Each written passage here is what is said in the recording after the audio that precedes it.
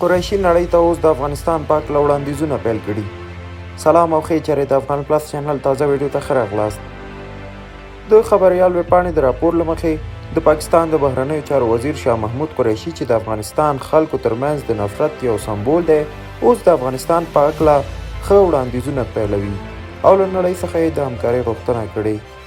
قریشي د افغانستان لپاره ویلي دي چې سیمې ته به سفر کوي او نړۍ به دې ته هڅوي ترڅو د افغانستان سره د سولې امنیت په برخه کې زیاتې همکارۍ وکړي. تر دې وړاندې هم قریشي د افغانستان په هکله خبرې کړي، خو ټولې خبرې یې مغرضانه وې.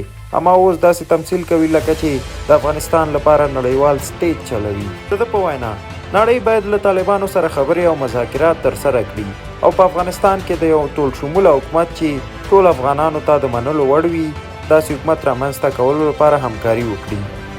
قریشي ویلي دي چې پاکستان په افغانستان کې د امن غوښتونکی دی. جزئیات زیاتوي چې پاکستان بهرنیو چارو وزیر شاه محمود قریشي به ترکمنستان، ازبکستان او ایران ته سفرونه وکړي څو دا هیوادونه وهڅوي چې له افغانستان او افغان سولې سره همکاري وکړي. دا به عجبه وي چې د افغانستان یو سرسخته دښمن له دې هیواد سره د همکارۍ او همدارنګه د ښو تکل ولري، ځکه چې د پخوا په پرتله حالات اوس سلسله تغییر شوي. په افغانستان کې طالبان چې د قریشي او پاکستان پوره ملاتړ ورسره دی واکمن دي.